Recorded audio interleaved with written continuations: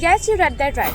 It's time to stop studying for CUET now. And if you're still confused कि why am I saying this, then keep on watching because अगर आप topper हो या फिर आप back bencher हो और आपको सिर्फ CUET क्लियर करना है, then this video is going to be very helpful for you. तो इसमें हम लोग बात करने वाले हैं why am I saying कि it's time to stop studying now and how you can actually focus on different things that will actually get you into your dream college. Hey guys, welcome to my channel. This is Rishika and I'm currently pursuing BA English Honors from Delhi University. And in this video I'm going to share कि क्या आपको अभी last के कुछ दिनों में करना होगा that will get you into your dream college. And let's start with the very first thing and that is you need to stop studying now.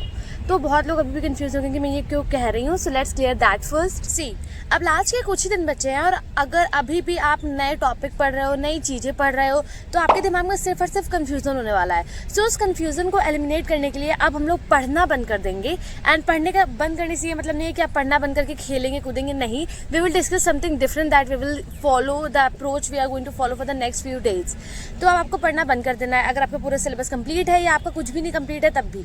अब आपने अभी तक अगर नहीं पढ़ा है नया टॉपिक और नया सिलेबस तो अब आपको पढ़ना भी नहीं है. अब आपको वो सब जाने देना है और अब हम लोग दूसरी चीज़ों पे ध्यान देंगे. सो सेकंड पॉइंट आते हैं. सेकंड पॉइंट पे कि अगर ठीक है आपने पढ़ रखा है या फिर अगर आपने नहीं पढ़ रखा है, दोनों केस में हम लोग को करना क्या चाहिए एक्चुअली.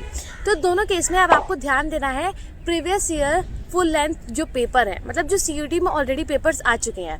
सी, NCERT हम सबको पता है, मैंने अपने कई वीडियो में ऑलरेडी बोल चुका है कि NCERT एक पतली सी बुक है और ठीक है आपके लिए वो नहीं है क्योंकि आप पहली बार पढ़ रहे हो, बट NTA के लिए तो वो पुरानी है बिकॉज चौथी बार एग्जाम हो रहा है. तो उन्होंने ऑलरेडी उससे इतने सारे क्वेश्चन बना चुके हैं कि वो सैचुरेट हो चुकी है. तो अब वो कोई नए क्वेश्चन नहीं बना सकते, लेकिन जो ऑलरेडी आ चुके हैं वो दोबारा ज़रूर आएंगे. तो उनको हमें कवर करना है और वो हम कैसे कवर करेंगे, वो हम लोग कवर करेंगे थ्रू प्रीवियस ईयर पेपर्स. अब प्रीवियस ईयर पेपर्स आपको कहाँ से मिलेंगे? गूगल पे 2-3 अवेलेबल है, टेलीग्राम पे भी अवेलेबल है, but that is not going to be enough. आपको प्रीवियस 4 ईयर्स के सारे शिफ्ट के पेपर चाहिए अगर आपको अच्छे से प्रिपेयर करना है. अगर आपने पूरा पढ़ रखा है तो यू कैन थोड़े बहुत में भी हो सकता है आपका काम चल जाए. मतलब you are not going to get north campus, but आपको मतलब अगर आपने 1-2 लगा रखा है तो आपका काम चल सकता है. बट अगर आप एक्चुअली में सीरियस हो और अगर आपने कुछ नहीं पढ़ रखा है, इन दो केसेस में आपको सारे प्रीवियस पेपर लगाने ही पड़ेंगे. Like there is no doubt, there is no question about that. तो अब आप वो कैसे करोगे? So for that I have come across DUBuddy की वेबसाइट एंड DUBuddy के app. So you can simply go there और वहाँ पे आपको सारे जितने भी सब्जेक्ट्स आपके CUET में अवेलेबल है आपको वो सब मिल जाएंगे.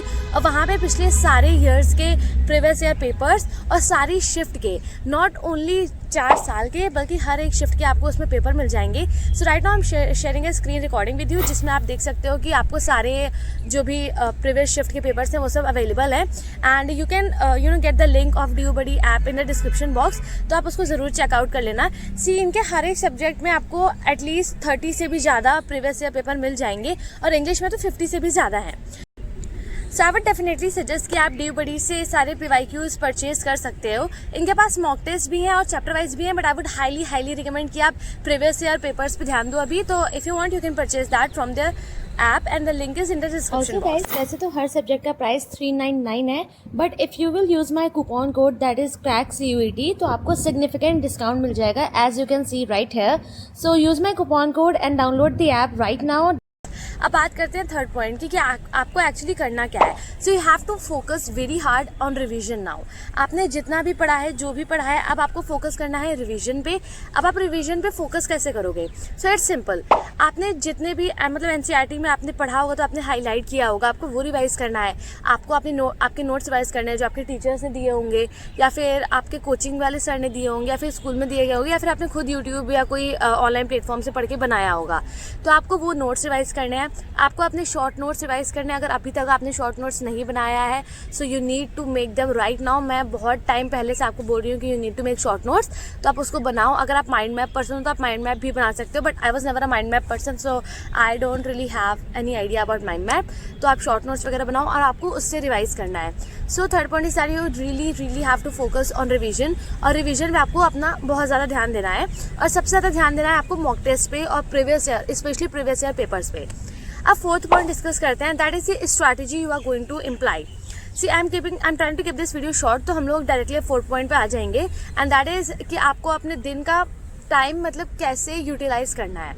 So 60% of your time should be dedicated to solving previous year papers and doing their analysis.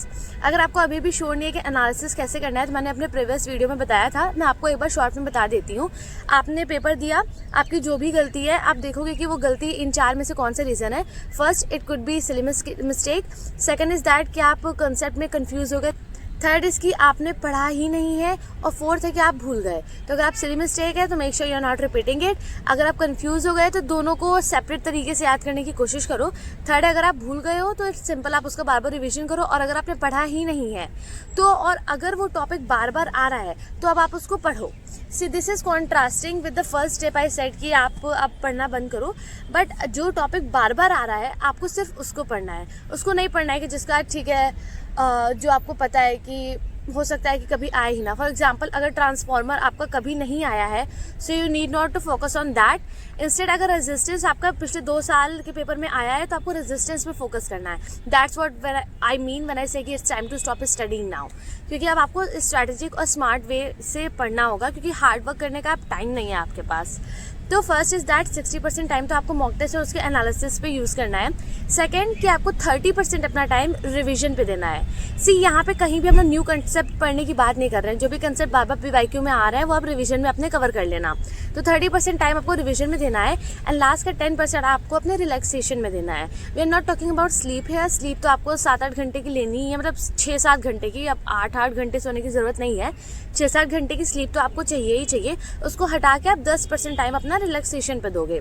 अब रिलैक्सेशन मतलब आप आराम से जो मर्जी करना करो. फ्रेंड्स के साथ जाओ, टीवी देखो, फ़ोन चलाओ, टहलो, जो आपको सही लग रहा है करो. But it would be better अगर आप टहलने वगैरह पे ध्यान दो. But obviously we all know कि हमें टीवी और फ़ोन का थोड़ा सा तो टाइम चाहिए होता है, तो you can use it then. And the fifth point is that you do not have to burn yourself out. मतलब मैंने ये गलती करी थी कि लास्ट के कुछ दिनों में मैंने इतना ज़्यादा पढ़ा था कि CUET आते आते मैं एकदम एग्जॉस्ट हो गई थी. And I did not have the capacity to keep on revising the same topics या फिर सॉल्विंग मोर पेपर, क्योंकि मैंने 3 से 4 बुक लगा रखी थी. So I did not have the capacity to do that. And also one point I forgot to mention is that कि आपका CBT बोर्ड में पेपर होगा, यानी कंप्यूटर बेस्ड पेपर होगा. तो आपको प्रैक्टिस भी कंप्यूटर बेस्ड ही करनी है. आपको उसी इन्वायरमेंट में प्रैक्टिस करनी है. And this will also be solved by DU buddy के प्रीवियस ईयर मॉक पेपर. जो मैं कह रही थी प्रीवियस ईयर पेपर से CUET के है, वो आपको CBT मोड में ही अवेलेबल है. तो आप उससे प्रैक्टिस करोगे तो ज़्यादा अच्छा बैठेगा. एंड अगर आप CBT से नहीं भी करना चाहते हो, सो इट्स ओके, आप नॉर्मल बुक से कर सकते हो. बट अब जो टाइम है, आई वुड हाईली सजेस्ट कि आप CBT से करो, क्योंकि नॉर्मल बुक में OMR वगैरह फिल करनी होती है और उसका आपके पास कोई ऐसा एज यूज़ है नहीं अब की बार. तो आई वुड हाईली सजेस्ट कि आप CBT से करो. And I would highly suggest कि आप एक बार DU बडी की वेबसाइट चेक कर लो. So yeah guys, that's it for this video. I really try to keep it short and I hope I succeeded, क्योंकि मैं हर बार ही बोलती हूँ और मेरा वीडियो 10 मिनट से ज़्यादा हो ही जाता है. So yeah that's it for this video. I hope you find this helpful, and if you did, then don't forget to like and subscribe my channel. And all the best for your exam, and don't forget to check their app in the description box below. So yeah, I'll see you in the next video. Till then, take care. Bye.